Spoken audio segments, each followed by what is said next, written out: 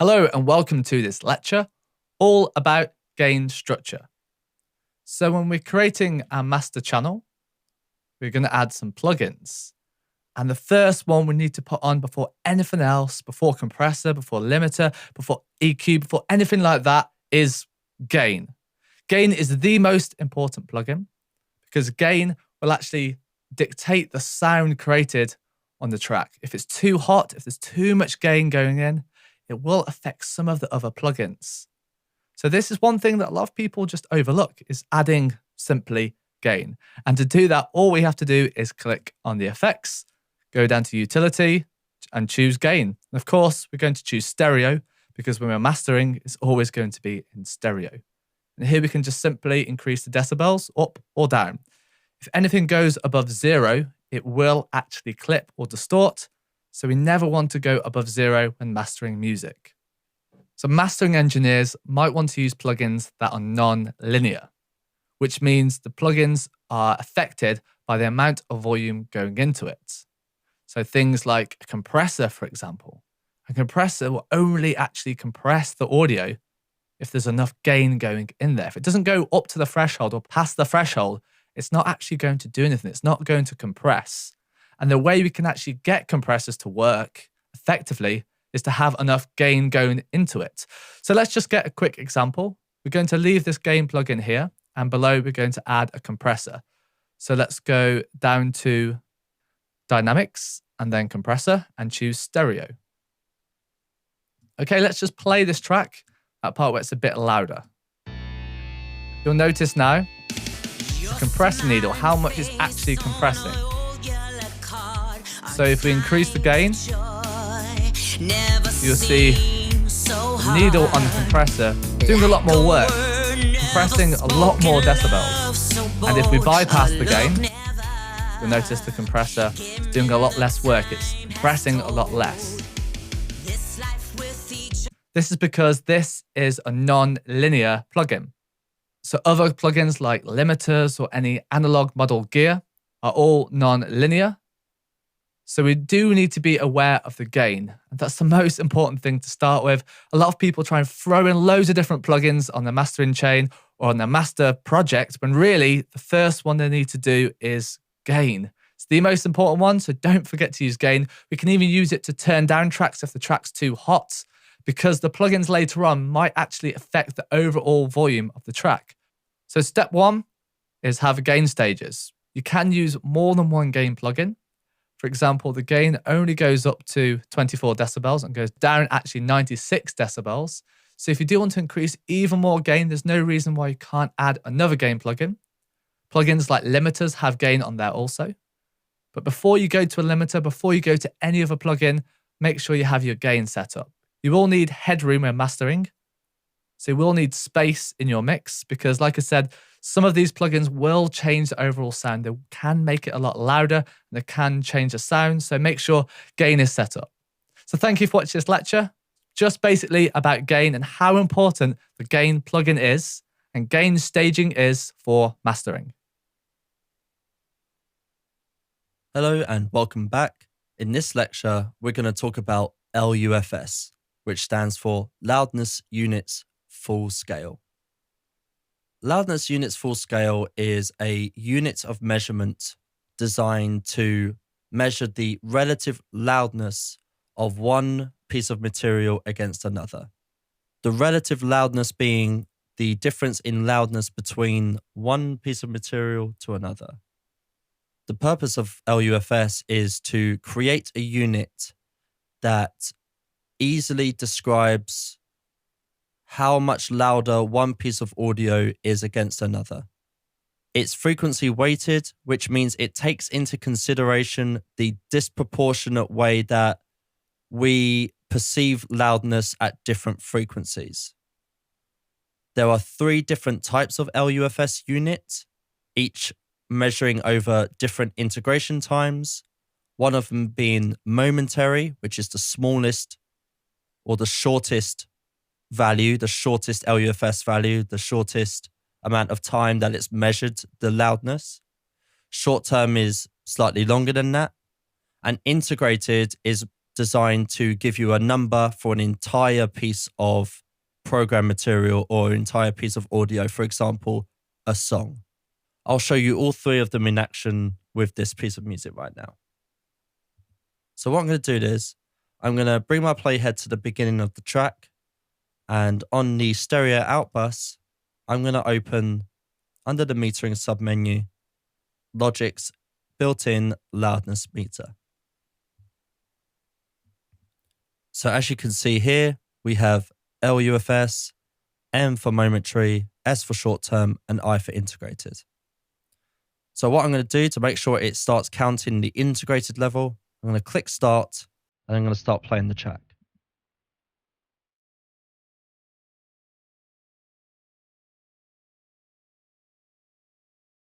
Now the integrated LUFS is designed to give you one number for the entire piece of audio, for the entire song. Whereas momentary and short term are fixed amount of times each.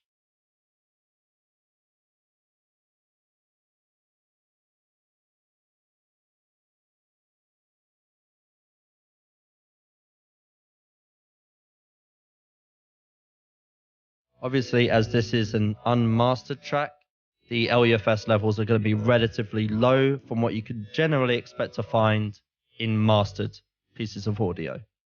The LU range is just the range in which the LUFS levels differ.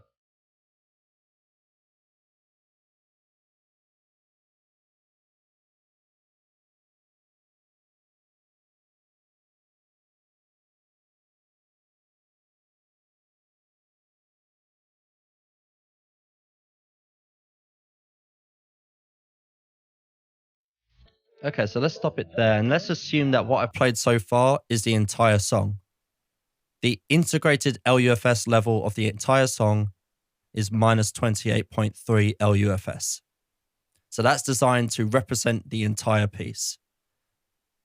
That's why you no longer see any momentary values, and you no longer see any short-term values, because there is nothing making any loudness right now. And 17 is the range of loudness units that happened throughout the piece that we listened to. One loudness unit is equal to 1 decibel. If I wanted this to be minus 29.3 LUFS integrated, I will simply turn down the audio by 1 dB to get it down to that minus 29.3 figure. 1 LU is the equivalent of 1 dB. If you want to change by X amount of LU, you change by X amount of decibels. It's as simple as that. In the music world, there is no single value that it should be. Not all of the platforms use LUFS to measure the loudness. And even if they did, they all target different levels anyway. In broadcasting, which is what this is primarily used for, it's very important. It's in fact regulation that things go out at certain LUFS levels, but that is not the case in music. However, we like to reference the LUFS levels in music as a reference, just so that we know and we can make comparisons and we can measure how accurate LUFS is for measuring loudness. However, it is not in itself loudness. Loudness is an auditory sensation and can only truly be measured as such. It's up to your ears, subjectively speaking, what loudness is. And that's why we use fixed monitoring levels so that we can empower our ears to do that. Tests and research show that the LUFS levels that the platforms are generally putting out are anywhere between minus 16 and minus 13 LUFS integrated, which includes YouTube, Spotify, and iTunes. However, it doesn't mean you need to match them. It just means that they normalize to that number. So if you master something to minus 6 LUFS integrated, they will turn it down to match their level.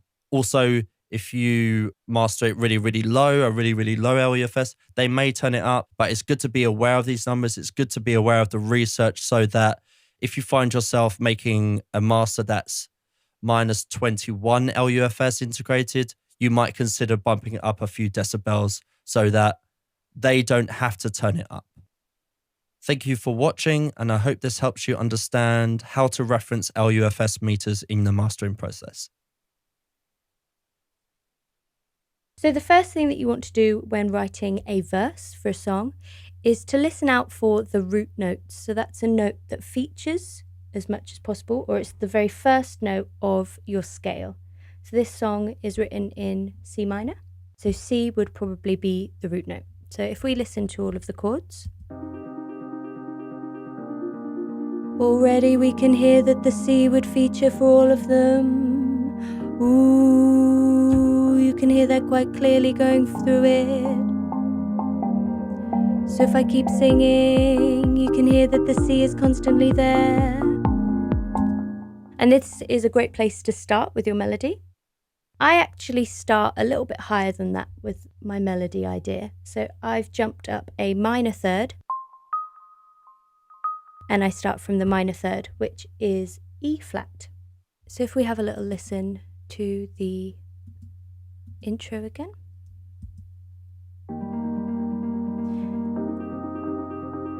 It's got this rolling sound. Do do do do do do do do do do.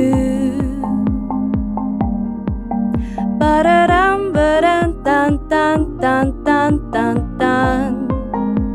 So you can hear that that melody idea that I've come up with actually features in the music itself. In, I think it's marimba 3 here.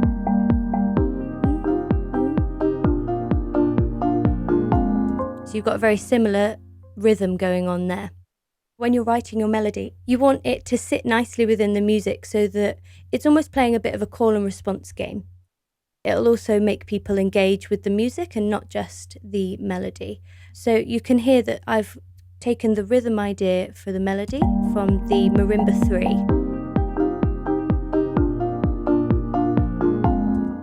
Da da dun da dun da dun da dun dun dun mirrors marimba 3. So if I solo the marimba, you can hear it by itself.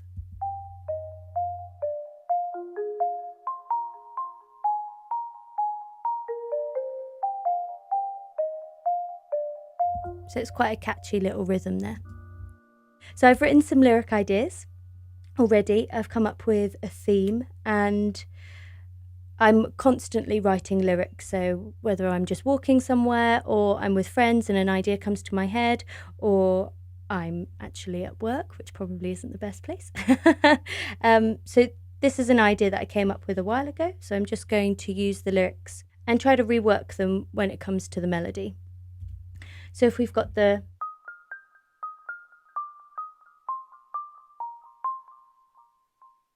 I've got the line, "You've been trapped inside a box buried deep inside of my mind." Originally, I had, "You've been trapped inside a box buried deep inside my mind."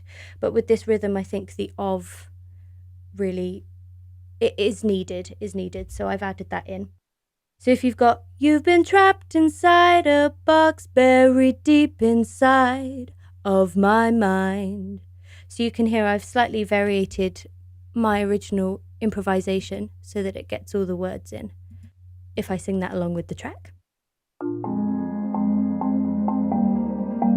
You've been trapped inside a box buried deep inside of my mind. So you can hear how I've not only developed the improvisation idea, but also developed the lyrical idea. I'm going to miss out one of the lines that I'd come up with previously when writing the lyrics and go straight to the third line. So, "I could avoid you and control you, but scream just like an animal." I'm going to try and use that in the same melody of. So let's have a little play around with that. I could avoid you and control you, but you scream just like an animal. So again, you can see I've slightly changed the rhythm of the melody, maybe added extra notes here and there, just so that I can get the lyrics in. So if I sing both of those together.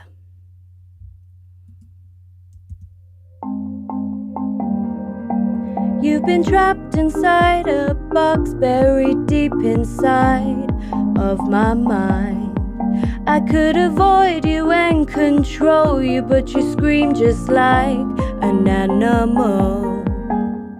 And in fact, I think because of the word animal, and I'm talking about screaming like an animal, I don't really like the melody going down. So I think I'm going to raise the last note that I sing. So let's try that again. You've been trapped inside a box, buried deep inside of my mind. I could avoid you and control you, but you scream just like an animal. So because of the words, I'm talking about buried deep inside of my mind. I want the melody to descend, go down, being buried. But then this one, talking about screaming just like an animal, it needs to be a little bit more fiery. And in fact, it might need to be a bit more fiery than what I'm doing.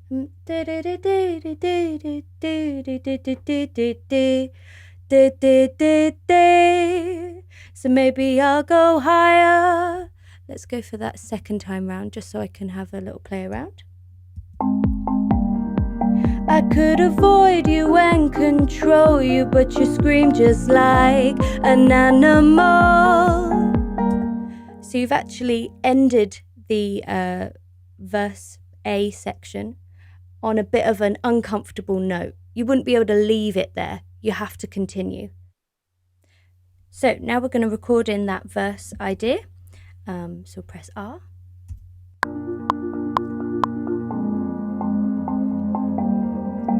You've been trapped inside a box, buried deep inside of my mind.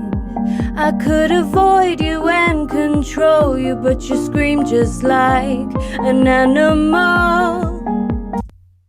Thanks for watching this lecture about writing a verse. So in this video, I'm going to give you an overview of synthesis and sound production, not just in regards to creating and using the instruments inside of Logic Pro, but I'm going to go over principles which are universal and will hopefully give you some really cool thoughts and concepts about how to build your instruments in Logic and in other scenarios. So what you see in front of you here is the Logic template that I've set up for this part of the course. The value of using this template is that you can follow along with everything that I cover in it, and you can dive into the exact settings and tweak stuff. Because the main way that you're going to get better at learning how to do synthesis is by opening up patches, that is the instruments and their specific settings, and messing around with them and trying to recreate stuff. So we're going to start from the bare bones level. So hopefully by now you know a little bit about how sound works. I assume you kind of know that basically sound is created in vibrations and waves. I'm not going to go deep into that sort of concept, but basically it's really vital to understanding how instruments work, and particularly synthesis. So what I'm going to do is I'm going to open up this folder here as I start talking. These are track stacks if you're not aware of them. Track stacks in Logic are a way of us just organizing folders. You can either do it so that all of the sounds come through one fader, or you can do it like a folder, and I have it set up in a folder view. I can't go through exactly how to use them because it's not within the scope of this course, but suffice it to say, you just need to click on this little arrow here and it will open up each track stack. So under my first one here, the synthesis overview, we have the first instrument. These are all in order here. And you'll see it's called Test Oscillator. Now, if you don't know about the Test Oscillator, it's kind of an instrument within Logic, although you don't find it under your standard instruments list here. What you find it under is under Utility. You have a number of things in here. Klopfgeist, I think I can pronounce that well. External instrument, which is where you control other instruments outside of your computer via MIDI, and the Test Oscillator. Now, the Test Oscillator is used by audio engineers to kind of calibrate speakers and such, and there's also other tasks. But what I'm going to do is I'm going to just play you a simple tone, and then we're going to talk about it. So I'm just going to unmute it, and you'll notice that actually I'm not playing anything on the keyboard. This is a constant tone that's just outputting from the instrument, which is hence why I have to have it muted. I'm sure you've heard that sound before, and if you don't know the name, it's called a sine wave. It's the simplest form of oscillation. So we all know that when we're listening to music, waveforms are arriving at our ears, and that when we're listening to, say, a violin or a baby crying or a window smashing, the sound of that wave is different, or the shape of that wave is different. Hopefully you know that by now. The simplest form of wave is the sine wave. And if we have a look at it here, I'll just show you what a 1000 hertz sine wave looks like. What we need to do is we need to open up this audio file. What I've done is I've rendered the test oscillator as an audio file. And if I double click on it, we see that we have our track view opening up of the audio waveform. Now, this just looks like a long band, right? If we have a little listen to it, let's make sure that I've got the right tracks unmuted. Here we go. It's a little higher up than we had 500 hertz. If I zoom in a little bit, you can zoom in using here. I've got a shortcut that I use. Nothing's happening. Oh, and we're starting to see an oscillation. Now, here you can see the oscillation has got these little ridges in it. But if I zoom out a little bit, you'll see that kind of actually those ridges disappear a little bit. And this is how I want you to think of the sine wave. It's a very, very simple, perfect waveform where it just oscillates up, down at a certain frequency. And that's how the sine wave works. What you're seeing when we zoom in there is actually just the samples and the sample rate of this actual recording. It's to do with audio. You can ignore that. Just think about the shape. So if I close that a second and then we maybe go to the 80 hertz sine wave and have a little listen to that, much lower. So let's open up that waveform and do the same thing. So the waveforms here, I mean, I've zoomed in quite a bit and you'd be able to do the same thing. The waveforms here are moving a lot slower. And that's the reason why pitch changes, is because we've got less cycles per second. So 1000 hertz means that there are 1000 cycles per second, and 80 hertz means that there are 80 hertz cycles per second. And that sounds very different. You hear this one, lower, and then you hear this one, much higher. Okay? Now, the waveform there was perfect and smooth. As we were saying, the test oscillator creates a number of different waveforms, and the sine wave is this perfect sound. You can't create that sound in real life. It's a perfect kind of computerized version of an oscillation. If we go down to this one here, have a little listen to it. A little harsher, isn't it, right? It's called a square wave, and basically the clue is in the title. If we zoom in a little bit, you'll see that the waveform looks very, very different. I'm zooming in on the wrong window here. Let's zoom in on this one. See, we have the oscillation completely goes up in a very, very sharp lift here, and then a very, very sharp drop there. And that gives it a very, very different tonal quality. What we start to get are different structures. So when I say different structures, I mean different upper structures. And this is a really, really important point in sound production. So the fact that we've changed that initial wave gives us different upper partials. Now, if you don't know what I'm on about, just stay with me, I'll explain. So what I've brought up here is the channel EQ inside of Logic. And that's going to be listening to this 80 hertz sine wave, right? And I've turned on the analyzer here, which means that we will see where in the spectrum, from low to high, the sound is being most produced. And because it's a sine wave, we'll just see one area. So you see there, we have one tone, which is around the sort of 75, 80 mark here, 80 cycles per second, which is exactly what that is, right? If we did the same thing on, for example, the test oscillator, but as you remember with the test oscillator, what we can do, I'm just going to initialize an EQ by double clicking here. And we can see that actually it's picking up the test oscillator even though we've muted it. If we open up the test oscillator, we can actually change the frequency. So you can see here, 500, 500. I'm going to turn the level down so that we're not all dying.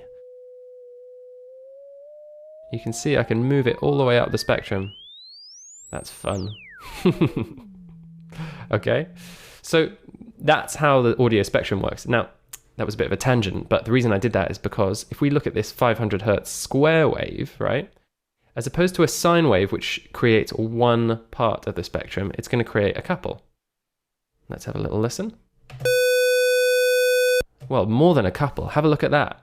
The very fact that we've changed the waveform itself to be a different shape creates upper partials in relation to what's called the Harmonics series. Don't worry about that if you've never heard of that before. And it creates a different sound. So, for example, when you hear a violin or a cello, for example, let's have a look and I'll listen to this cello here. It's a very complex sound, right?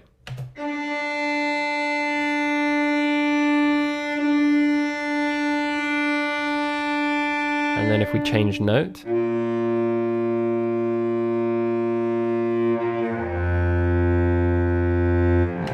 incredibly rich spectrum there of different sounds. We have all of the low sounds and all of the high sounds. And what we can do with channel EQ, if you've never done this before, is if we play that again, I'm just going to put this loop on, is I can cut out the higher end. And then we're hearing this part of the spectrum really quietly, so the higher end, and we're just hearing the lower end. We can also do the opposite. We can also do the opposite of that. I'll cut out the low end and we'll get a really tinny radio cello.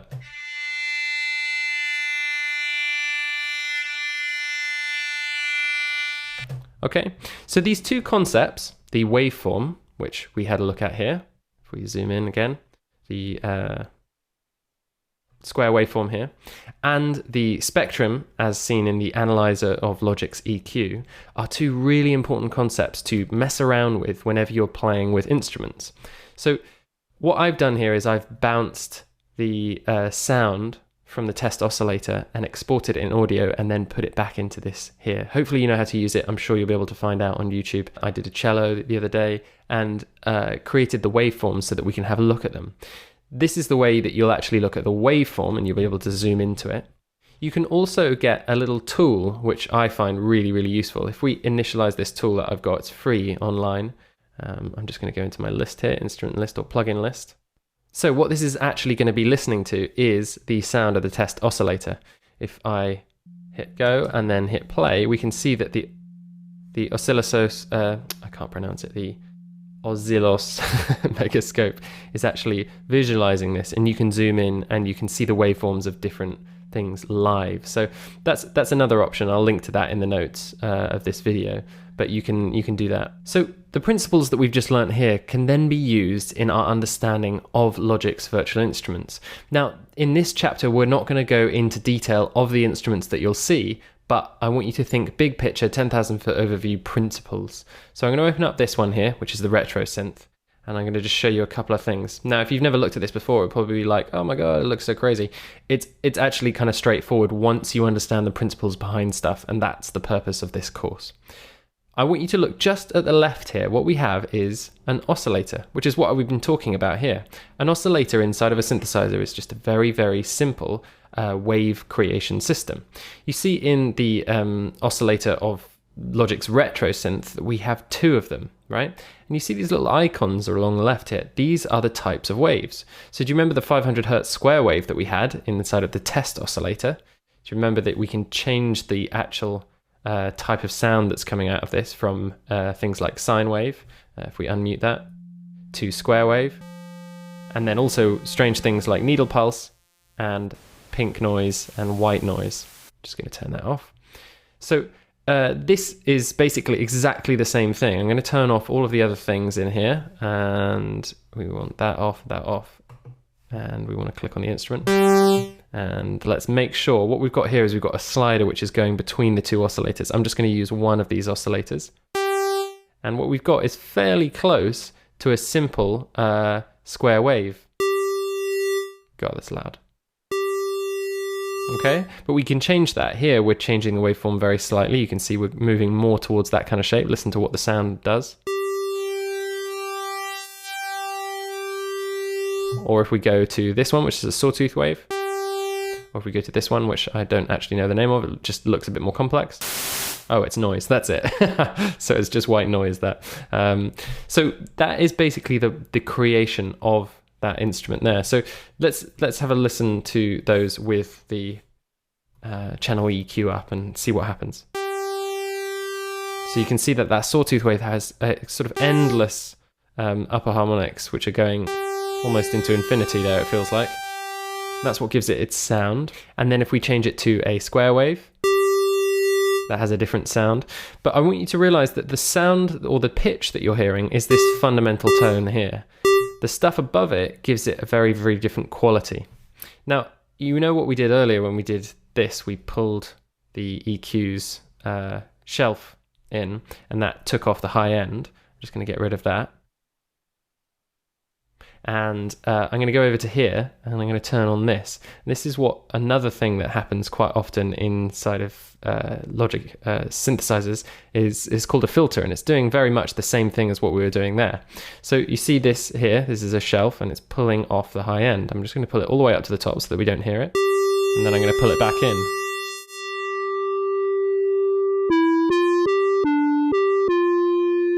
Okay, and we're already creating a very, very different sound. So hopefully those principles have landed a little bit and you're feeling a little bit more aware of how synthesizers are going to kind of unfold and how they work in regards to oscillation and filtering.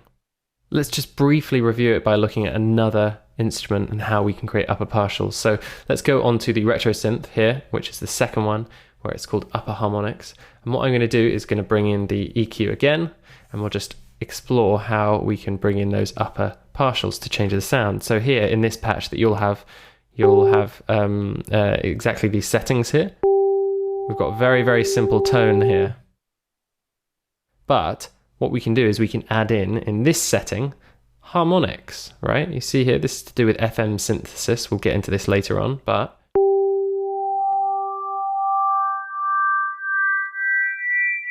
you hear there, we're cycling through, but we're leaving behind the original tone.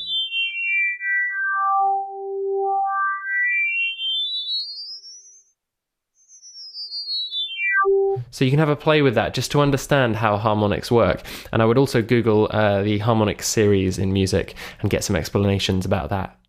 Okay, so I'm just going to close these windows. So as I said, in a synthesizer, the task of tone generation falls to a component called the oscillator. In all synthesizers in Logic Pro, they have this oscillator, the production of a fundamental tone with potentially rich overtones of it. And the standard waveforms we've seen are the sine and square. We've also seen a sawtooth briefly, and there's also a triangle and a pulse wave. Those are the standard waveforms that you'll find, but there are also many others. So beyond that point is what makes each individual synthesizer so interesting. Sculpting that initial tone and related harmonics into another sound is achieved by routing that signal, that initial waveform, through different components like the filter that we saw, but many others as well, like drive and then modulation and many other effects. These components are called modules, hence why you've heard of potentially the term modular synthesizer. In a typical modular synthesizer, signal routing is achieved by physically cabling modules to each other. But in modern outboard synthesizers, the routing's all wired in, and the variations are changed by using knobs and buttons. In digital synthesizers, which is what you're using inside of Logic, everything regarding this signal flow is digital. It's just to do with binary descriptions, but the principles stay the same in most of them. So in general, outside of Logic Pro and just in the world, you've got different types of synthesizers. You've got analog synthesizers, which use circuits which are controlled by voltage and create sounds simply just by electricity. So these are kind of the old school analog synthesizers you've seen. There's digital, which is basically a digital synthesizer as I described earlier, and hybrid analog and digital, which has a mixture of them both. But the thing that you want to know about is virtual analog, because that's most of the things inside of Logic. So this is really a digital synthesizer that mimics the architecture and idiosyncrasies of the original analog synthesizer. So imagine finding an old synth that's really retro and kind of out of tune, and then try thinking about emulating that sound, right? This is exactly what the instruments inside of Logic do. The programmers of these instruments try to recreate that characteristic sound of the old school hybrid analog or analog synthesizers. So if what we've done so far still isn't quite making sense, I've left in a few tones here for you to mess around with. What we've got is an initial oscillation of 500 Hertz. We've got an oscillator at 490. And if we put them together, we can kind of create our most basic type of synthesizer. It's a bit like within the retro synth here, we have two oscillators which we can use, but we've used the test oscillator and we've changed one of them to be ever so slightly different than the other. And let's listen to what that sounds like. That's creating its own interaction, right? It doesn't sound quite as simple as a sine wave anymore. And that is basically the simplest type of synthesis you can create inside of Logic. Another simple but probably silly example of using the test oscillator is actually running it through an amplifier. So this is just yet another idea of taking a simple sine wave, or a simple, well, it is a sine wave in this case, or another form of wave, and pushing it through an effect like an amplifier. It's like it's pretending to be a hybrid analog digital synthesizer, even though it is all digital. It's just virtualizing the amplifier. So what we've got is the amp here, if I just open that, and we're running the test oscillator through it. So it sounds a bit funny.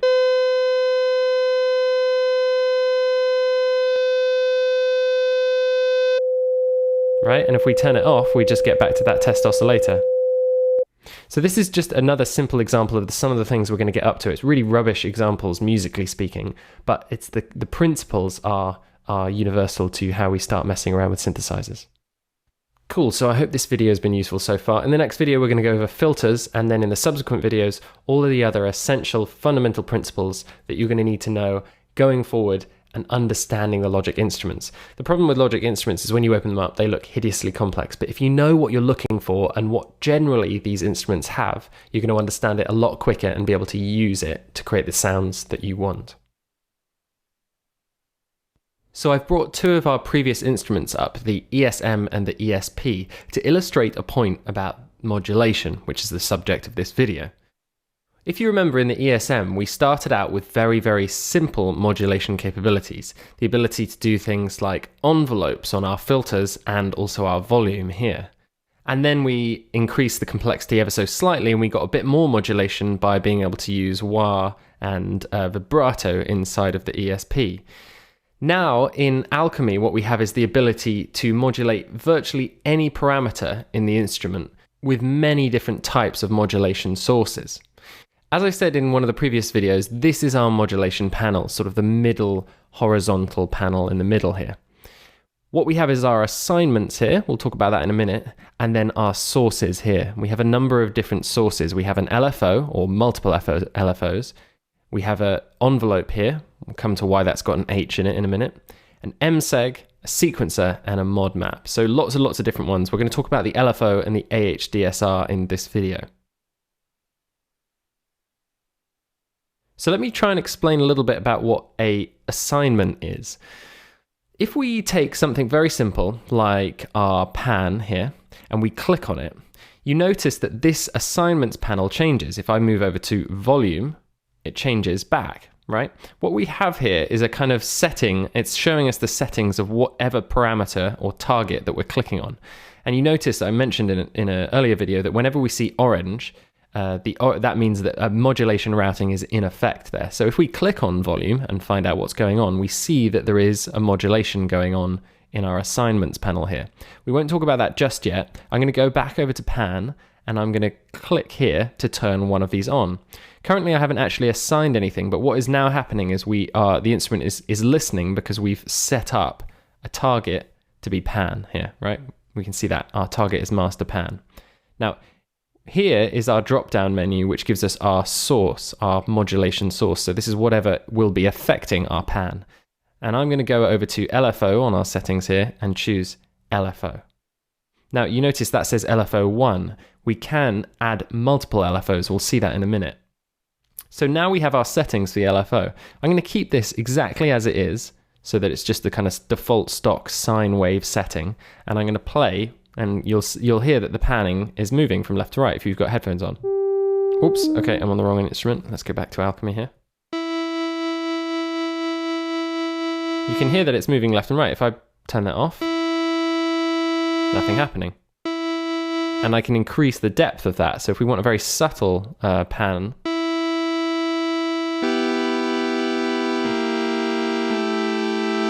that's what's going on there. Say we wanted to, I don't know, give a tiny vibrato as well. Let's go to fine tuning. We click on that knob. What that does is it brings up our modulation assignments panel here.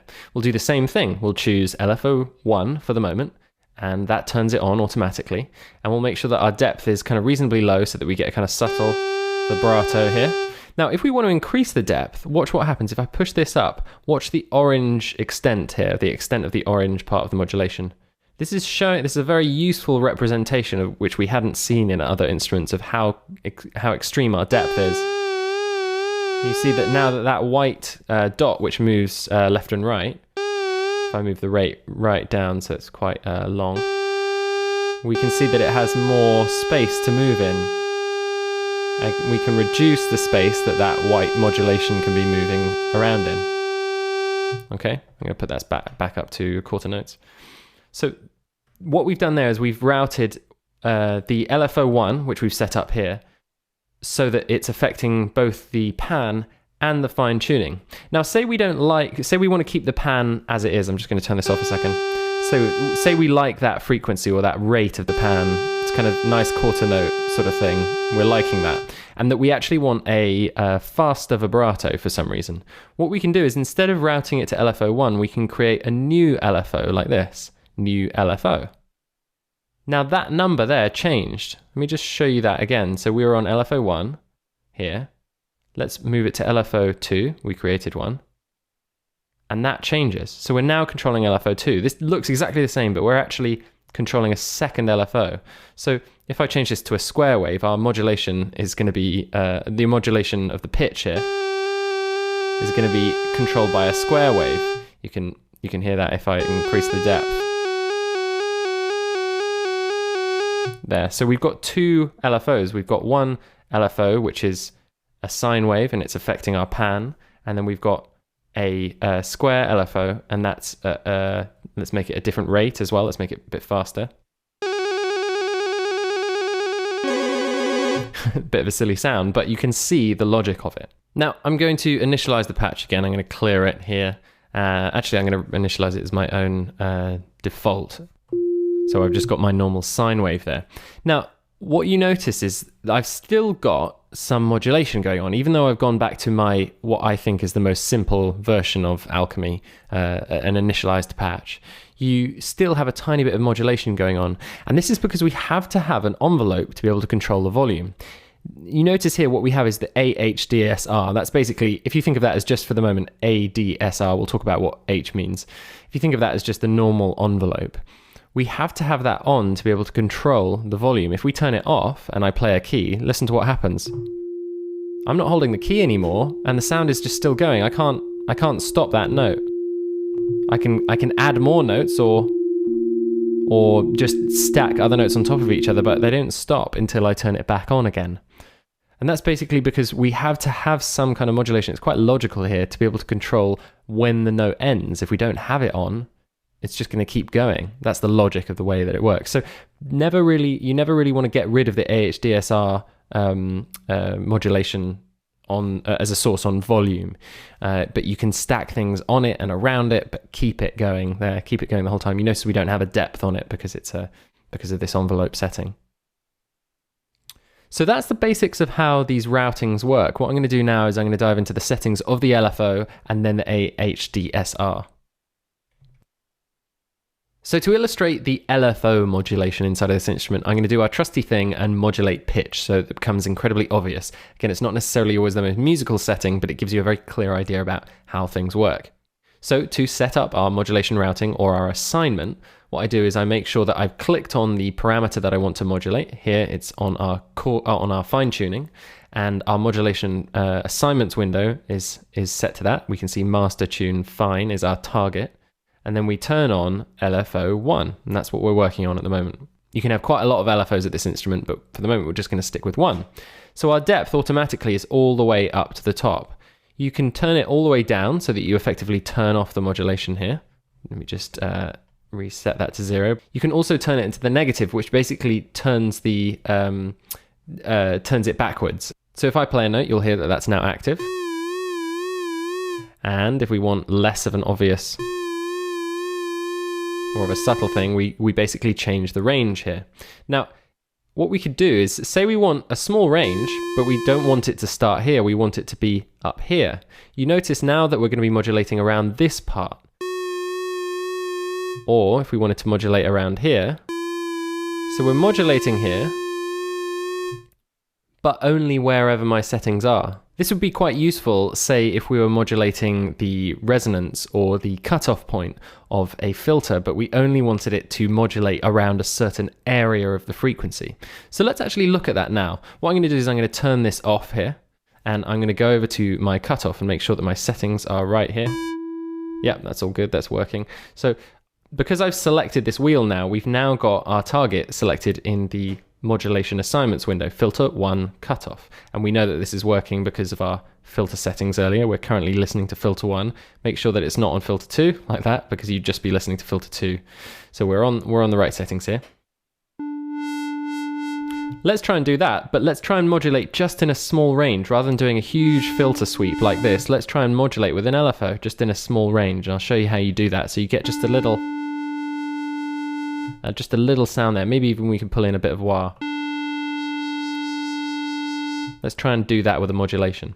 So what I do is I've selected this wheel. This means that we've got this here.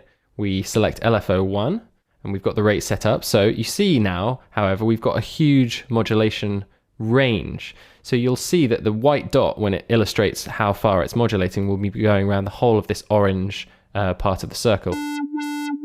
Right? And let's say we think that's too wide. We don't want that much. We just want a little subtlety. We just pull the depth down and you watch the orange part of that circle move to a smaller range. And now we're going to modulate just around that part of the frequency spectrum. Maybe even less. So that's a really, really subtle bit of modulation that's going on in there. And we can change the rate and stuff like that. So that's how that works in terms of the depth and also the where you are on the actual value of the dial. Let's talk now. Let's go back to the tune settings here, and let's go and turn that back on again, and let's talk about all the settings that we have on in here. So file is where you can actually save and load presets. Let's try one of these. Let's try ramp down 8BTS. And see what that does. So that creates basically a different shape here and a different load of settings. So your sync settings as well. Let's turn it on again, turn our depth up.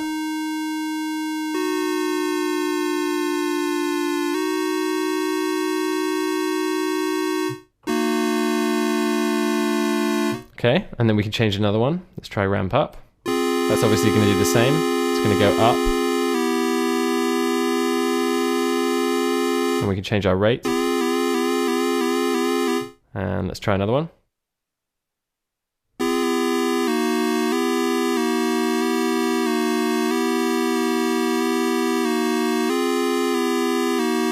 Okay, so these sound ridiculous with tuning and coarse tuning, but obviously it's going to make really interesting different shapes and textures with your routings on things like your filters and other parameters.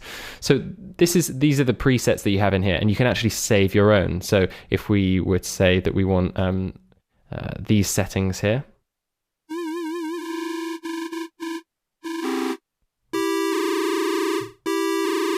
okay, so let's say we like those settings, not obviously the sound, but the actual settings of them. What we can do is we can save it, and then we get in this pop-up menu here, which is basically in our audio music apps, which is where everything works in terms of Logic. We've spoken about this before.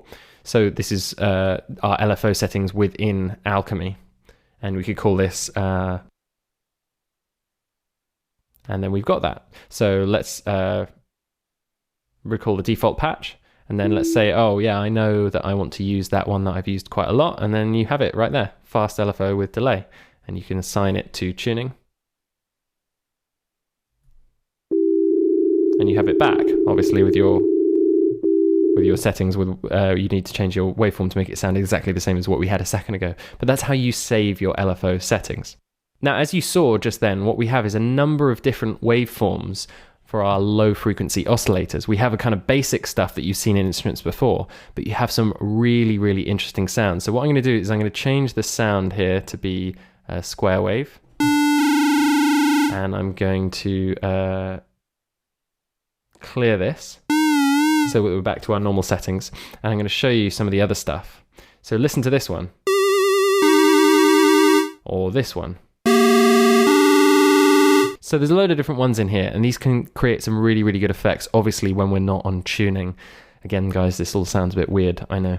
So trigger relates to whether you're controlling all of the notes separately with separate LFOs. So we can make this really obvious here if we go back to basic sine wave, and we make the rate really, really slow, and we turn off sync.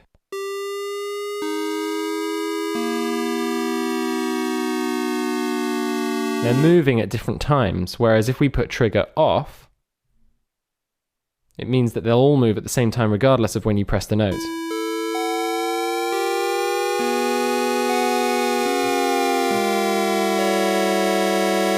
Which is slightly more musical when you're playing chords. The controls to the right here basically control a number of things to do with the LFO and how it behaves. So the first one here is delay, and this is where we can delay the effect of the LFO to be coming in a bit later. So look here, it's going to come in after 2 seconds. That's the way that that works there. Or we can blend it in, and this is where attack is. So if you imagine the attack of an envelope, instead of delaying now, it'll take 2 seconds to blend in, so you'll start to slowly hear the effect of it.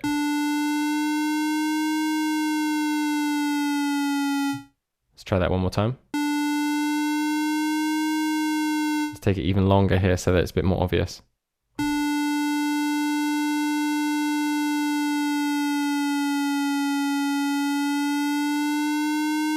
And then you finally have the full effect of it after 7.6 seconds. You can also, if you rewind the video, see the effect of it on there if you didn't look at it already. So phase is where it begins in the cycle. If you listen to the sort of effect of this LFO at the moment, it starts at the bottom and goes up each time I play. And that's because we're on this on trigger setting. But I can change that if I put it up to 50% to start the other way. Okay, so depending on the waveform that you have in here, you can change the phase of it and make it start at a different point if you want. And then, as I said, the rate setting you have here, and you can have this as a synced a rate setting where you have actual musical values, or you can just have hertz, which is the standard setting for LFOs that you've seen so far. Also, so far, you've been used to looking at what's called a bipolar LFO, which basically goes above and below this central line here. Now, if I turn this off here by unchecking the blue bipolar button, watch what happens to the orange part of this modulation. It halves, and we only get the top half. So with tuning in effect, that basically means that we're only going upwards in tuning from the central point. Whereas if we put it back, it's going to go up and down below the central point. So this can be quite useful depending on your settings. Just know that that's there. So that is the LFO settings. Let's go on to the AHDSR and explain what that is now. So as I mentioned before, the ADSR in this instrument is automatically on pretty much every patch got one routing, which is the master volume to have the normal envelope. And if you turn this off, it really messes things up. So just leave this on for the moment. You can add many other envelopes to different settings within the instrument, but you want to keep that last modulation on there so that it works properly. So currently we have our attack set at 0.1 seconds. If we move this out, we can see it moving visually above. We have our decay set here. We can make this much shorter, so it's only a few seconds. We can bring down the level of our sustain, and then we can also bring out the release point or make it even shorter. So this, you know by now the effects of this, and you can play around with this. But you can actually control these by moving them on here, which is really useful. Now what I did there is I pulled on this point and suddenly a new one has appeared, right? And this is where the H comes in. So we have another thing between attack and decay, we have a hold setting. So that allows us to hold the sound before we enter the decay phase. So if we have a decay phase that goes down here, instead of immediately from the attack going into the decay phase, we can have, it's almost like a secondary sustain phase. So this is probably a bit long. We need to make this a bit longer here and the decay a bit longer. And now we're in our sustain phase. So it's almost like we had a higher, longer hold point before we go into our sustain phase, which is actually here. And then when I let go, if I create a really long release, that's what I love about this instrument. You can actually play this. It doesn't re-trigger from the start each time. You can actually, after you've played a note, change the settings and it will do it. So now we have a really long release, whereas when I started playing that note, we had a really short release. It's quite useful. So this is the AHDSR, and that's how it works in here. It's actually a lot more logical to have a H involved in the process rather than just an ADSR. I like it a lot.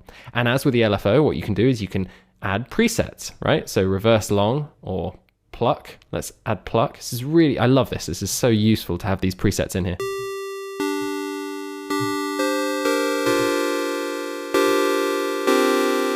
Right? Or you can have something like synth bass.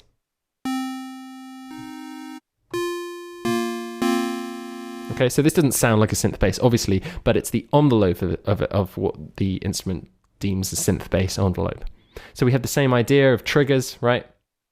And we can also sync this to the beat clock. Now, this is really interesting. We can have an envelope, and you'll see also when we get to MSEG, sequencer, and ModMap that we can sync these as well. We can have an envelope that's synced to the beat clock, which is really, really useful. So instead of having time here, what we have is musical values for the ones that you can change the time of. So now we have an attack of 1/16. So you can dive in and get really, really detailed about how you want your instrument to sound. So if you're playing very, very quantized music, where everything is not necessarily really free, it's really defined and to the grid, you might want to play around with these settings. It's quite useful. So as with the LFO, we have multiple ones, so we can assign many, many different ones. So let's assign a new HDSR to perhaps our filter, a classic example. I'm going to reset this to the default, and I'm going to go over to my filter here. And now we have a modulation assignment ready to go here. I'm going to turn this on, and I'm going to put it to our AHDSR envelope. But I don't want this one because I want to change the settings a bit. So a new AHDSR. Now currently it looks like nothing's happening, and that's because we've got our cutoff to the maximum settings here. And what we want is probably to pull it down a bit and turn it on, obviously. And let's increase our attack. So it opens up slowly. And let's turn this off.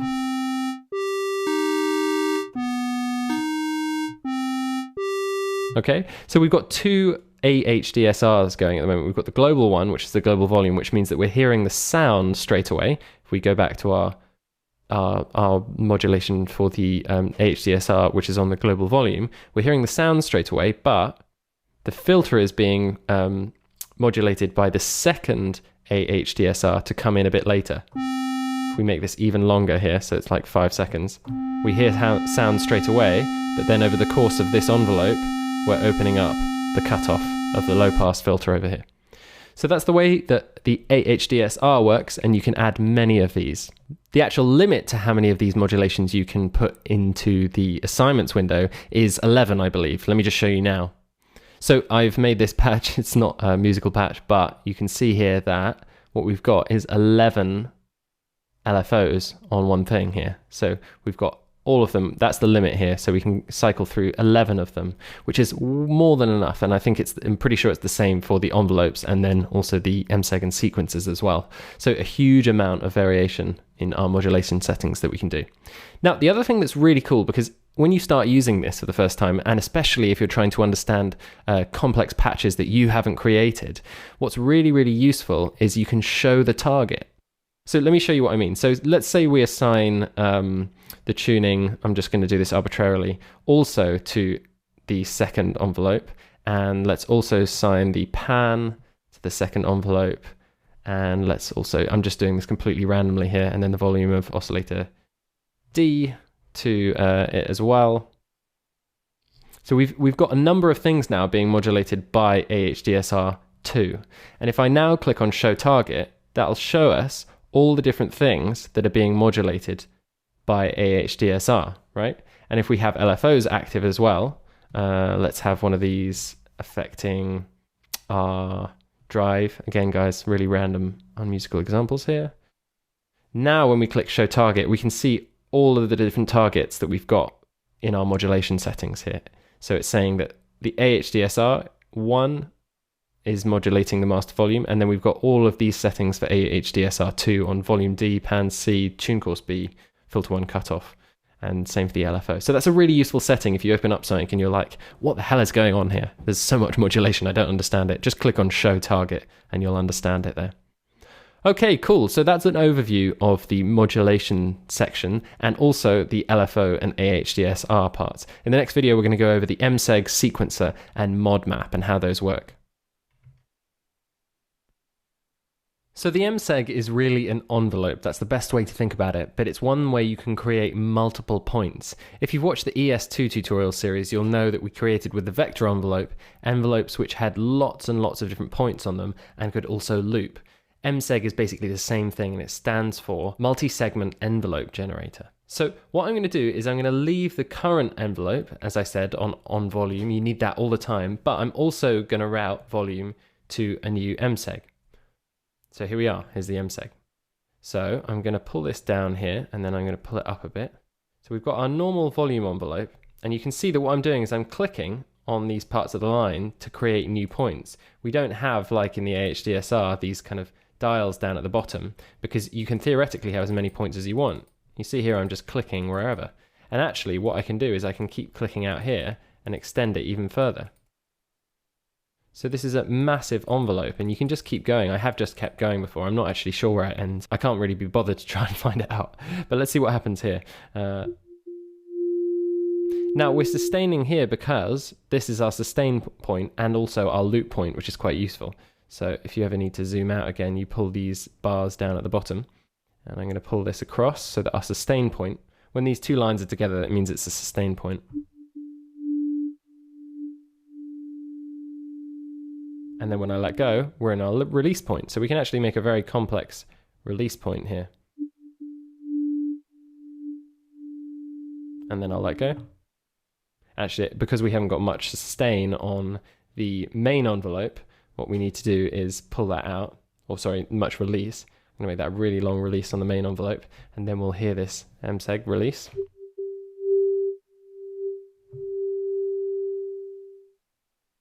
There you go. So that's the MSEG. It's something that you can draw loads yourself. I'm just going to clear this. I'm going to get back to what we normally have. I'm going to start again from scratch. And what I'm just going to show you now is what you can do. You can curve the lines in between the points. So you can get this nice kind of shaping going on in between your actual, your points. And you'll see this in some of the presets. So that it's not just a linear scale between them, that you actually can get logarithmic and exponential curves going on in here. So before we get into the settings, what can this actually be used for? Well, I mean, I've said probably that most of your instruments, in terms of their volume envelopes, are going to be fine with a normal volume envelope like this. MSEG is really used for really interesting sort of modulation sounds. So what I'm going to do now is I'm going to create a little example, and I'm going to fast forward the video.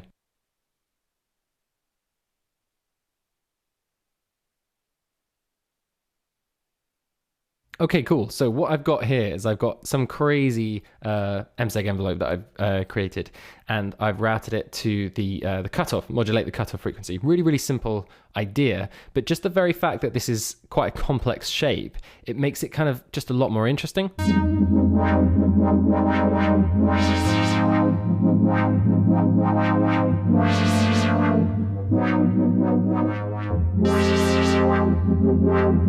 So it's already pretty interesting. The other thing that I forgot to mention in one of the previous videos is about this smoothing factor. So whatever you're routing, so say here we've got our filter cutoff. What I've done here is I've added in a tiny bit of smoothing, just 13%. If I take that off, listen to what it sounds like. Right? What I'd actually have to do is draw in these kind of curves here that I showed you how to do just a second ago. But it's actually quite hard to do. So instead, if I put a tiny bit of smoothing in, that basically acts in the same way. It makes it a lot smoother.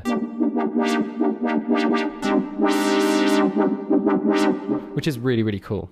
So that's kind of what MSEGs are for. Let's go through the settings. I'm just going to clear this back to the patch that we had before so it's a bit clearer.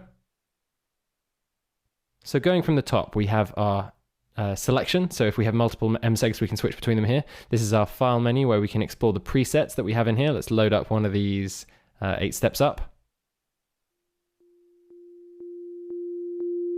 So that's affecting our volume at the moment. I've got our MSEG routed to our volume and it's kind of increasing it slowly.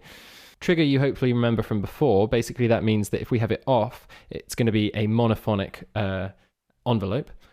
So all of the volume is, or rather all of the notes are going to follow the same stage. They're going to be following this line here, wherever we play it in the process. So here they're all quiet, and then here, whatever I add to the chord, it gets louder.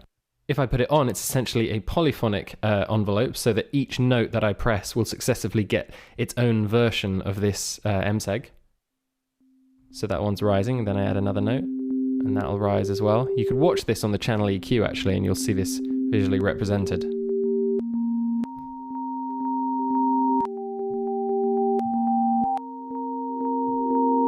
See, they're all rising up in their own time according to when I press the note. Whereas if I put this back on trigger, they'll all arise, or sorry, if I put this back on off, they're all going to rise at the same time, regardless of when I press them. The sync button essentially creates a sync feature to this, so that you can sync it with your beat clock. We saw that earlier.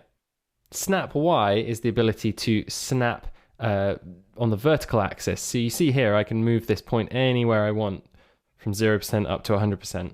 But if I change this snap Y to, say, 4, or rather 4/4, I only have 4 points that I can use on the thing. If I move this to half, there are only 2 points I can use, or rather 2 points above the bottom, and etc, etc. So that's what snap Y is. Usually you probably want it off so that you can create more expressive ones, but if you're wanting a real kind of, all of these to be kind of locked to a sort of grid of volume, almost like quantizing the volume levels, then you can turn on snap Y, and you can pull these back down to, so that these two are now exactly the same here. So if you remember from our ES2 series, we spoke about the loop modes in the vector envelope. This is a similar thing as we have here. I've loaded up a new MSEG here to make this a bit clearer. So I've got my 2 loop modes here, or my 2 loop guides here, and I can pull their extent left and right. If I put them together, I create a sustain point. So at the moment, loop mode is off. If I turn it on, we're going to loop around this area after we hit it. So we're just going round and round until I let go. And then in the release phase, you'll hear that. If we turn this to sustain and then pull this to be together, we're then going to sustain just on that point. And then if I also put it in forward and back, it's going to go forward and back. Oh, it should be doing it anyway. Oh no, I didn't change it. There we go. If I change it to forward and back, you'll see that the line is now moving forward and backwards. Actually doesn't change the sound of it too much because of my setting here, but if I change it, forward and back is very different to continuous, where you get that stepwise movement. Edit mode is referring to basically what happens when you move these points. So for example, if I move, let me just turn this off here. So it stops moving around in front of us.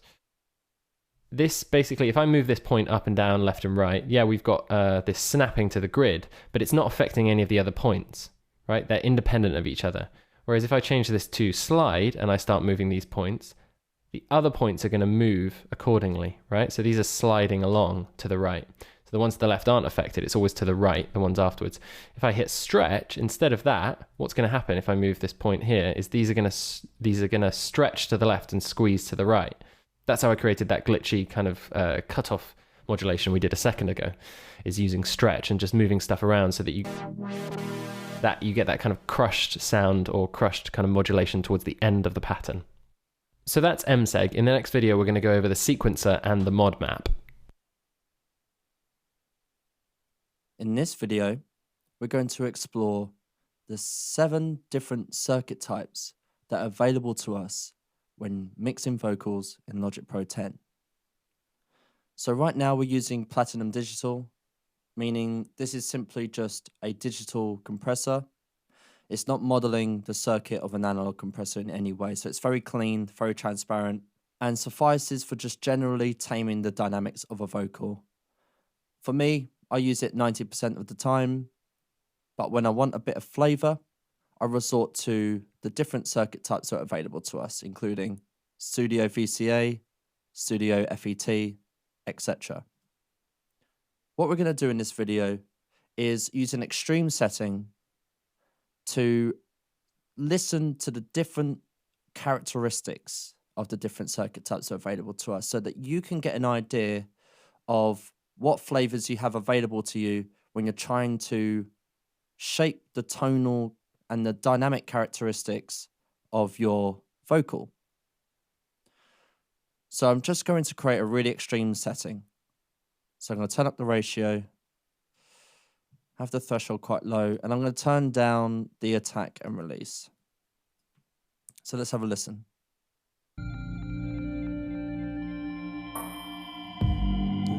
rushes past my face and through my hair. Okay, so there's a lot of pumping, but I need to turn up the makeup gain because that excessive reduction is making it very quiet. The wind rushes past my face and through my hair. Okay, so you can quite clearly hear the compressor working there. Okay, so even with those extreme settings, Platinum Digital is very clean. It's not creating any distortion. It's just a bit of clean pumping that's happening on the vocal right now. Let's see how that differs with Studio VCA.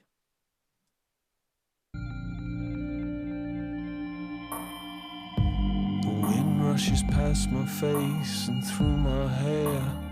Okay, so lots of distortion, really, really crunchy tone, which I quite like, to be honest. Sometimes I'll go to an extreme setting like this and then dial it down to a softer setting after I found the circuit that I'm looking for in terms of the tonal distortion that I'm looking for. So from here, I might just turn down the threshold and turn down the ratio after I found that that is the character that I'm going for. Sometimes I'll actually have compressors in series. So I might have one before this that's just doing the general taming of the dynamics of the vocal, and then a compressor like the Studio VCA after that for more color, for more crunch. Let's explore the other circuit types. The wind rushes past my face and through my hair. For the briefest of moments, I feel like I'm flying. Also, very crunchy, but in a slightly different way.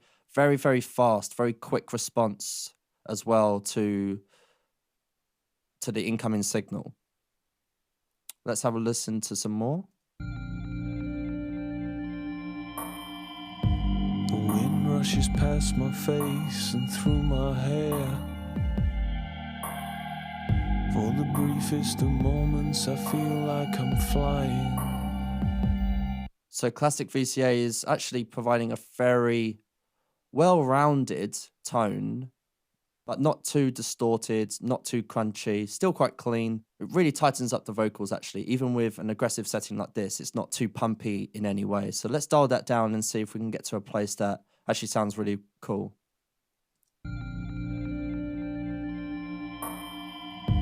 The wind rushes past my face and through my hair. For the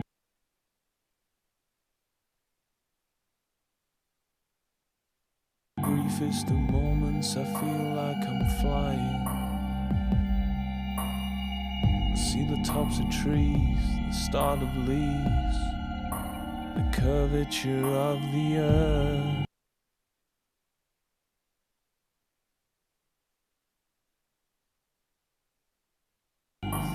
Now I see how this works. Okay, so I'm actually very happy with how the classic VCA is working on this vocal right now. Notice as well that it doesn't have some of the features that the Platinum Digital one has or some of the others have. That's basically because of just how it works internally. This is working at an effective attack and release time that I think is working for this vocal right now. So this could be the one that I end up with. What I'm actually going to do is come over to my channel strip, and I'm going to leave that one there. I'm going to pull that one down a little bit. So I've still got this compressor here. Let's move that back there. But before that compressor, I'm going to have another one set to Platinum Digital. So auto gain off. And remembering my previous settings were roughly here.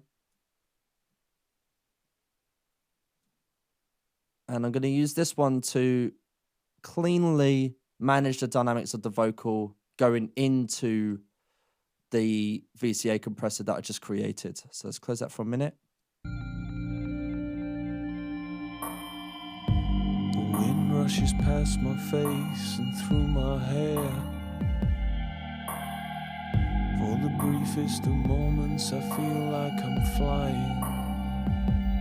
I see the tops of trees, the start of leaves, the curvature of the earth.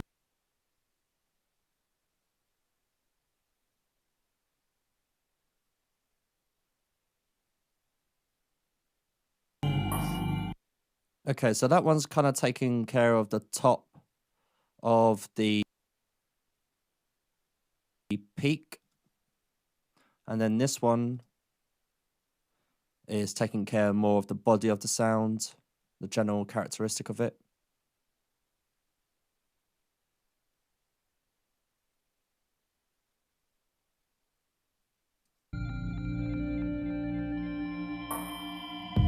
The wind rushes past my face and through my hair. For the briefest of moments I feel like I'm flying.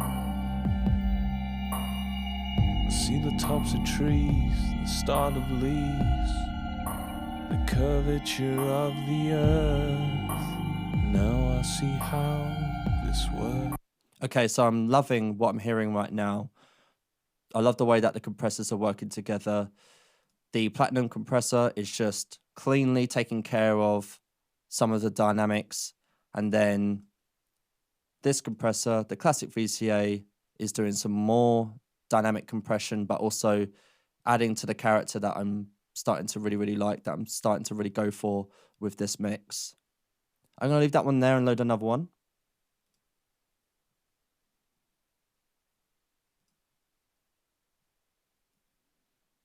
And then from here, we're going to explore some of the other circuit types. So vintage VCA.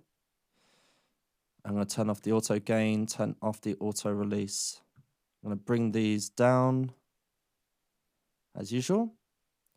And really high ratio, really low threshold. Probably need a bit of makeup gain now. Let's see what happens. The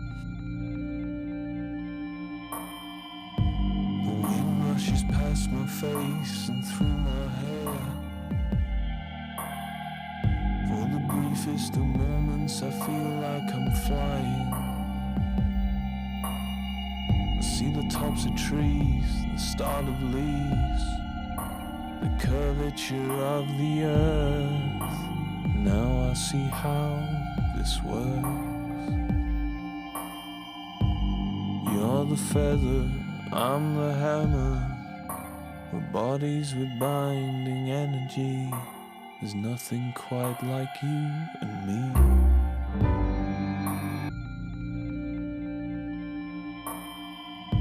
The wind rushes past my face and through my hair. Okay, so as you heard, this one has a really aggressive tone, which is kind of cool on the body of the sound, but it was destroying the transients, the consonants that he was singing. So I actually just increased the attack and most of those problems went away, but still had that nice crunchy tone to the body of the notes that he was singing. And then I refined the threshold, and then I adjusted the makeup gain so it was the same loudness, and pretty happy with that. So it's another compressor circuit that I've used in the same chain. Let's take it from here. I'm going to carry on with this process of using serial compression, which for me is a very common thing. It has lots of benefits, like using different circuit types, like adding different color to the sound. This is also going into more creative territory in terms of the tonal characteristics, as the dynamic characteristics of the vocal. So I'm going to load another one. Dynamics compressor. And we'll just use this one to experiment with the last two. So vintage FET, auto gain off, auto release off, dial down, dial down. Go really aggressive on here. The wind rushes past my face and through my hair. For the briefest of moments I feel like I'm flying. Again, you can hear just another type of distortion that we have available to us when we really go aggressive on this compressor circuit type. Now let's try vintage opto.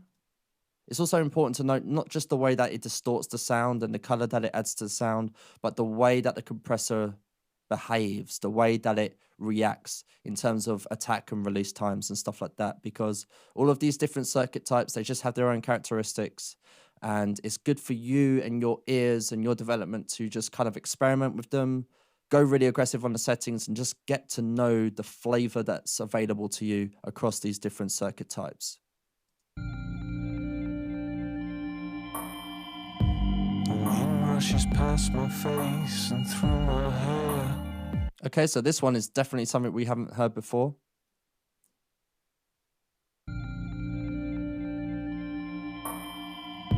The wind rushes past my face and through my hair.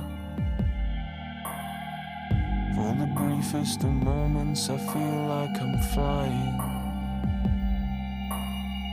I see the tops of trees, the start of leaves, the curvature of the earth. Now I see how this works. Notice how I, again, just dialed up the attack to 5 milliseconds, which removed a lot of the distortion that was happening on the transients, but still gave me a little bit of color in the overall sound. So, like I said, experiment with all of these different types of circuitry that are available to you, the different properties that they have, and just know that they are available to you all inside Logic's own compressor, especially. And the benefit is when you are compressing a vocal or compressing anything, whether that be drums or anything at all, you could just easily switch between these different circuit types and experiment with different color without having to close a plugin and load another plugin. And like I've just demonstrated to you, having these different compressors in series can really help you shape the tonal characteristics of the vocal sound. Thanks for watching, and I'll see you in the next video. Hi, in this video, I'm going to show you how you can start using compression to help the vocals sit in the mix. So as you can see here, I've got a bit of a chain going on already. I've got a gain, an EQ, and a compressor. I had the compressor on there just doing some light compression when I was EQing, but I'm going to take that off now because that was just there to help me EQ a bit. But I'm going to do the compression again now from scratch. So now let's have a listen to the vocal against the mix. The wind rushes past my face and through my hair. For the briefest of moments I feel like I'm flying. I see the tops of trees, the start of leaves. Okay, so as you can hear, sometimes the vocal is quite present in the mix, but sometimes it falls back a bit and sometimes it actually pops out of the mix a little bit. Those variances in volume are known as dynamics. Compressors are used to adjust or tame the dynamics of a signal to help it stay more consistent. Compressors are also used for a myriad of other reasons as well, for more sonic shaping of the sound. But for the reasons that we're going to discuss in vocal mixing, we're going to use a compressor to tame those variances in volume, the dynamics. So like I said before, I had a compressor on when I was EQing because when I'm EQing, I like to have a bit of compression on after the EQ, just so there isn't any massive changes in volume when I'm EQing. But that was just a rough guide for me, and now I'm going to apply compression from scratch. So what I'm going to do first is simply load a compressor after the channel EQ. So I click here, go to Dynamics, I go to Compressor, Stereo. Okay. So this is Logic's compressor. And what I'm going to do is just go over a handful of features that are best grasped first so that you can start compressing the vocals in the way that you need to. So let's pay attention first to threshold, ratio, and makeup gain. So the threshold is the level at which compression begins. To give you an example, if I set the threshold to -10, anything in the signal that is over -10 decibels will start to get turned down. That process of turning it down towards the threshold level is known as gain reduction. Okay, so if a signal came in at around -8 or -5, the compressor will turn it down to closer to the threshold level. The ratio is the amount of reduction that occurs above the threshold level. So for example, if we are at 2.0 to 1, for every 2 decibels above the threshold, the level will be reduced to 1 decibel over threshold. So if the threshold is at -10, let's put this at -10, and then the signal came in at -8, -8 is 2 dB above the threshold, it will get turned down to -9, -9 being 1 dB over the threshold. You don't have to think about it like that. That's way too much of a scientific way to think about these things, especially when mixing. You don't want to think too scientifically like that. But you just need to know that that is what's happening and that's how it works, so that when you do start to apply compression, you know of some good numbers to start out at. Personally, what I like to do is start with a really low ratio. So first of all, I'll set the threshold all the way to the top. When the threshold's at 0, no compression happens. Unless, of course, the signal going in is above 0, which it shouldn't be if you're practicing gain staging beforehand anyway. So I'm going to set the ratio to 1.5/1. So it's really, really gentle compression. And then I'm going to play back the music, play back the mix, and I'm going to dial down the threshold until I feel like it's bringing down those louder moments in a way that is helping the vocal sit better in the mix. The first thing I'm going to do, though, is turn off the auto gain. So the auto gain actually automatically compensates for the reduction that the compressor does, but I don't want it to do that for me. I will use the makeup gain to compensate for those reductions, but I'll be doing that later. So let's have a listen. The wind rushes past my face and through my hair. For the briefest of moments I feel like I'm flying. I see the tops of trees, the start of leaves, the curvature of the earth. Now I see how this works. Great. So I dialed down the threshold until the gain reduction needle here started to move in a way that was helping the vocals sit. It was bringing those louder moments down closer to the rest of the volume of the signal. So the gain reduction needle here, for example, if it flies over to -5, that means it's applying 5 decibels of reduction. It's decreasing the gain by 5 to bring the signal closer to the threshold, to make the signal more consistent in volume. Now, the next feature that we're going to explore, now that we've done a bit of reduction using the compressor, is the makeup gain. So, because overall this compression is actually making the whole thing a bit quieter, which can be fine if you don't need it to be louder.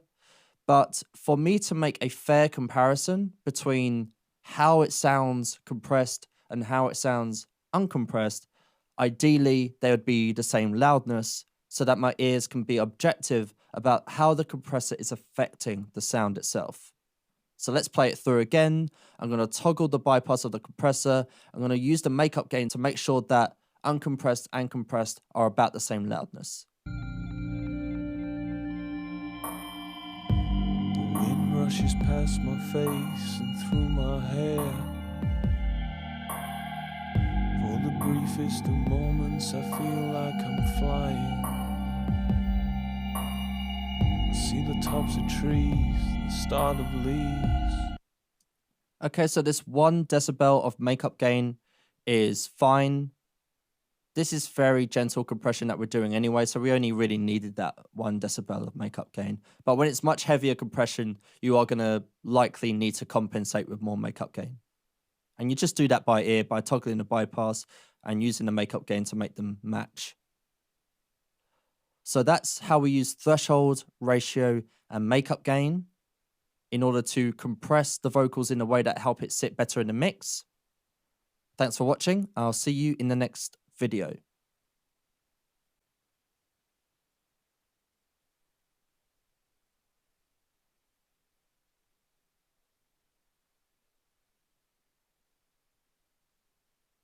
Hi, in this video, I'm going to show you how to use Logic Pro 10's stereo delay. So I've got my lead vocal track here, and what I'm actually going to do is, instead of loading the stereo delay on the chain itself, I'm actually going to set it up as a send so that I can also send other instruments to it if I want to. So the way I do that is simply click just here below my existing sends and go to bus and just go to an available bus.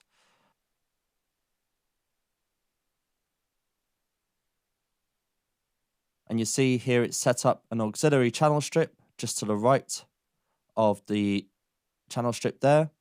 What I'm going to do is just load the stereo delay. So let's go to delay, stereo delay, and stereo. Just close that for a minute.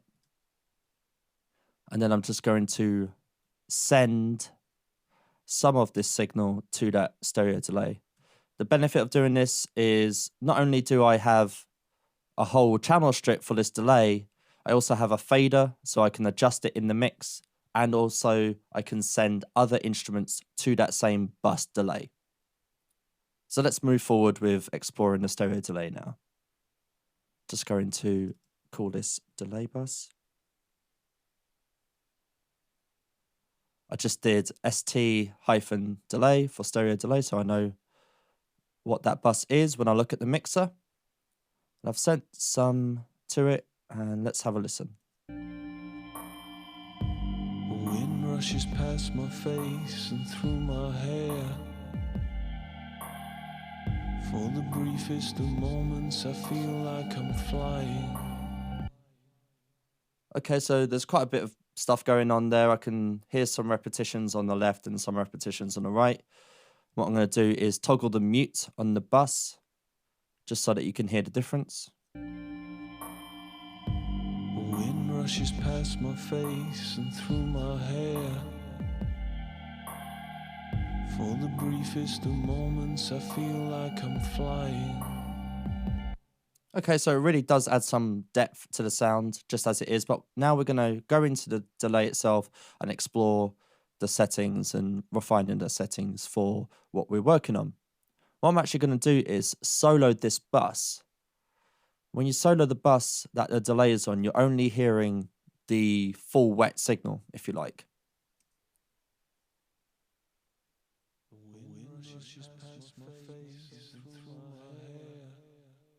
So you can just hear the separate delay feeds going left and right there.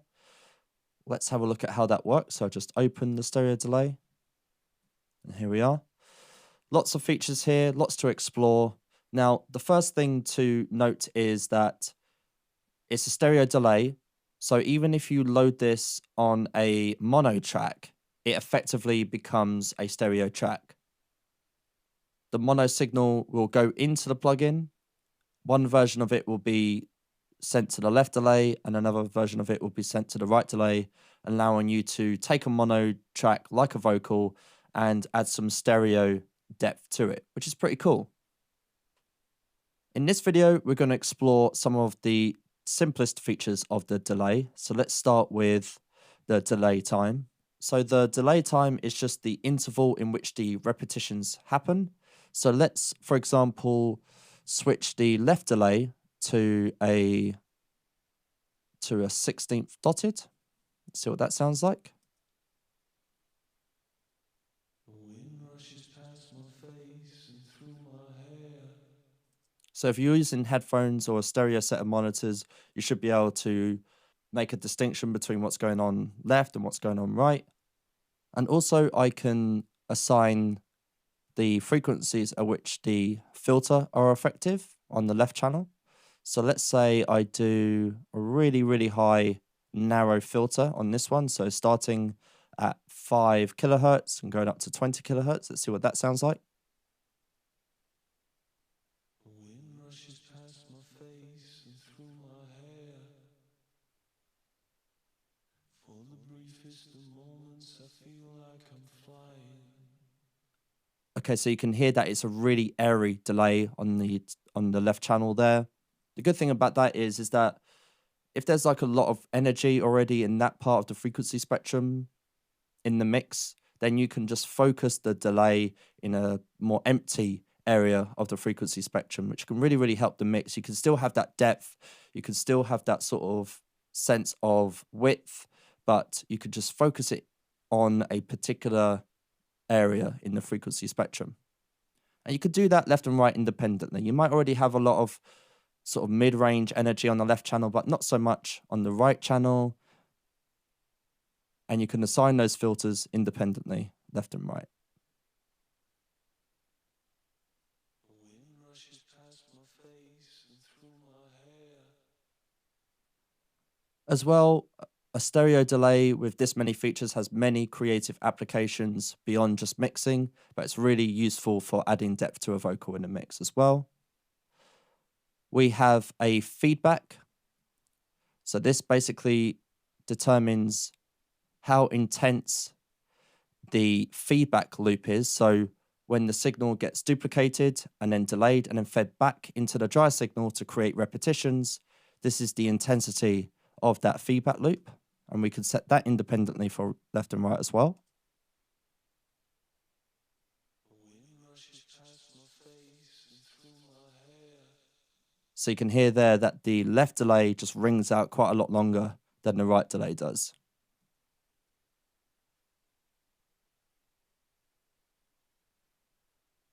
The wind rushes past my face and through my hair. Great. You can also assign a crossfeed from left to right. So you can have some of the feedback going from the left bleeding to the right. So let's experiment with that. The wind rushes past my face and through my hair. For the briefest of And vice versa with right to left. the wind rushes past my face and through my hair.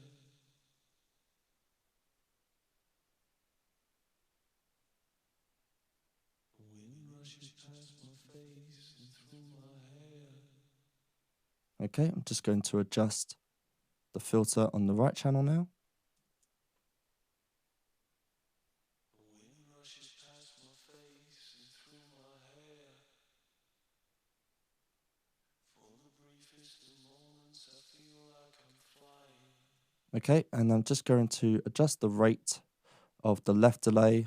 Just going to make everything a bit slower so you can more easily discern between the repetitions and a bit more rhythmic as opposed to just flutters. So let's make this one an 1/8 dotted. Let's see what that sounds like against the crotchet on the left. The wind rushes past my face and through my hair. For the briefest of moments, I feel like I'm flying. Great. I really like the way that the rhythm of the left works against the right there. And I'm going to listen to what that sounds like in the mix. So I'm going to unsolo my delay bus. And then I'm going to ride the fader to kind of adjust the balance between the delay against the dry signal. I'm actually going to start from negative infinity and then just bring it into the mix a bit. The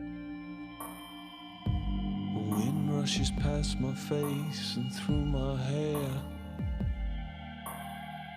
For the briefest of moments, I feel like I'm flying. The wind rushes past my face and through my hair. For the briefest of moments I feel like I'm flying. The wind rushes past my face. Okay, so hearing it in context of the mix, I probably want to slow things down a bit. I thought it was just a bit still to a bit too fluttery for the overall sort of rhythm of the music. So I'm just going to make some final adjustments. Make this one 1/2. And this one, let's try quarter dotted. See what that sounds like. The wind rushes past my face and through my hair.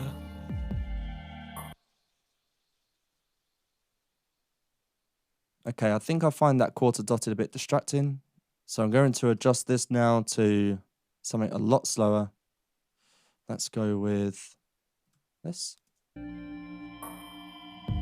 wind rushes past my face and through my hair.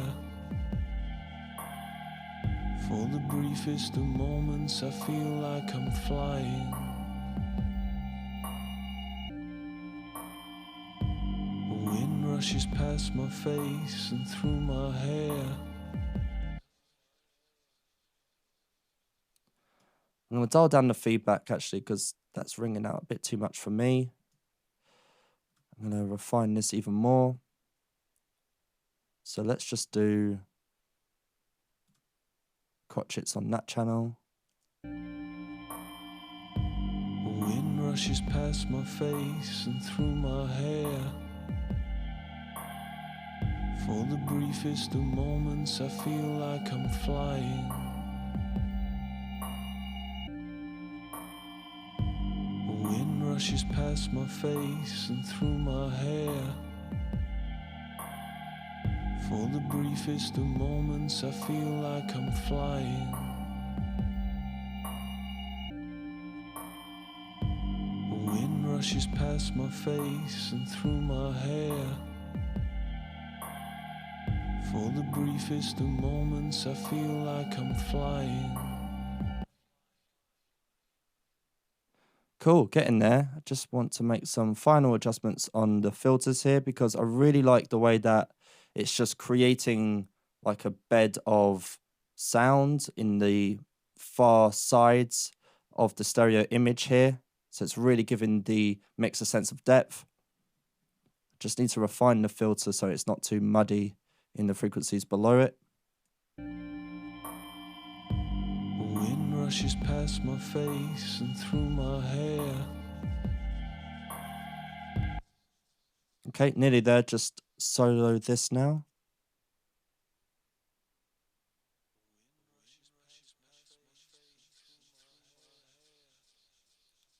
Okay, what I think is distracting actually is that the feedback for the quarter notes is longer than the half notes. So I'm going to increase the feedback on this one. Decrease the feedback here. Bit less crossfeed between them.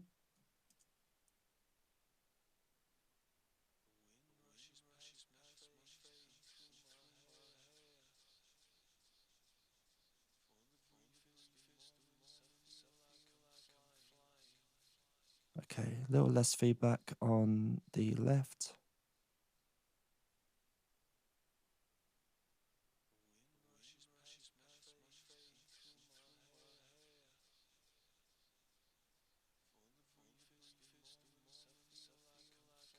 Okay, and now I'm just going to turn down the right because it just seems a bit louder, just seems a bit heavy on the right channel.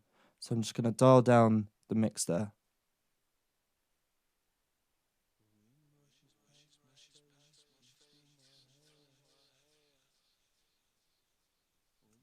And then just bring the low cut ever so slightly up. It's still just a little bit heavier.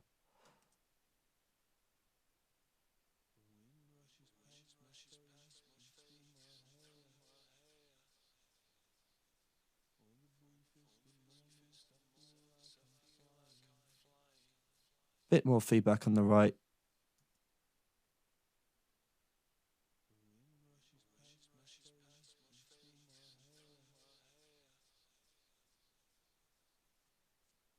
and a little less on the left.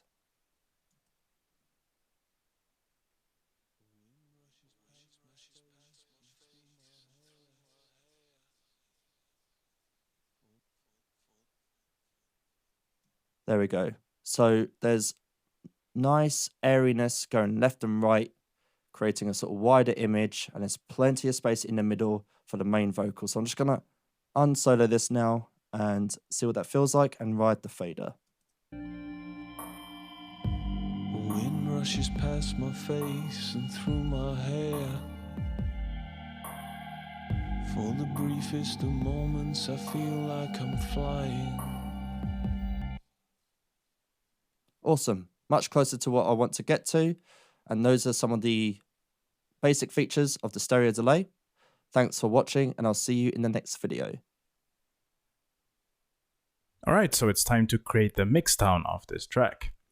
So I've been resting for a whole day now, so I haven't produced or doing anything with music in a whole day, so now my ears should be fresh for this mixing here. So first, just to get a different perspective of your track, so if you're bored with the same track or playing all the time, you know, even though I've been resting for a whole day, maybe this track is already boring for me and I will actually scrap this instead of just, you know, ruin this song and just delete that and doing one new song, and then I would be producing that for a whole day and then I'm bored of that as well. I'm going to take a listen to the track first to get some perspective of the track. So what I'm doing here is to have the vary speed on, as you can see here, and how you do that is to go here, choose custom, and then you can just right click somewhere here and choose customize, control bar and display. And from here you can choose vary speed. This will get this dialog here, and now you can choose different pitch of this track. So if you take a listen to the original and then choose, let's say, 2% up.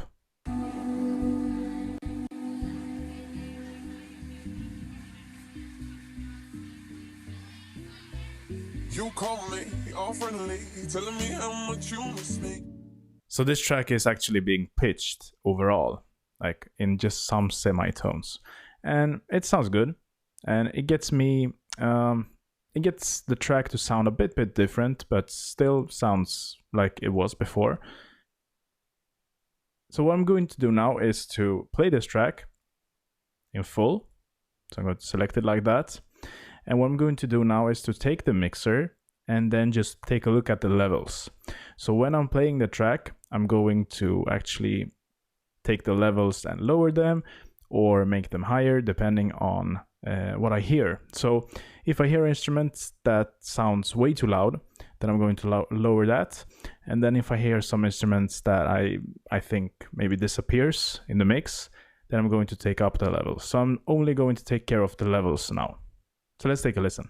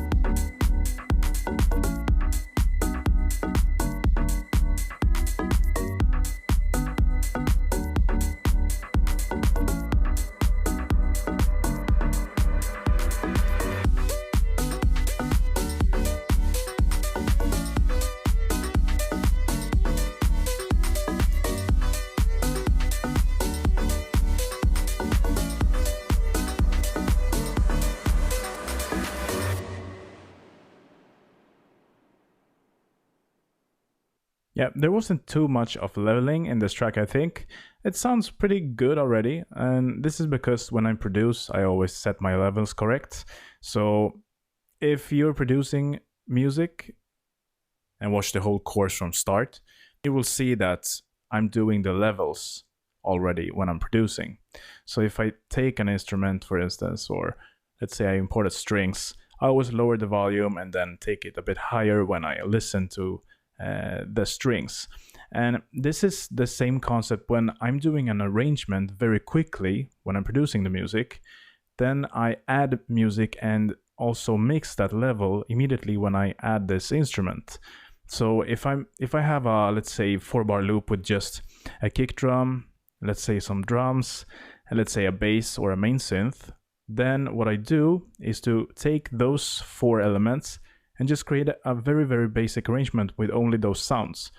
And then when I add sounds, I'm almost forced to set the levels correctly, because then it wouldn't sound good with the other instruments that I already have in the arrangement.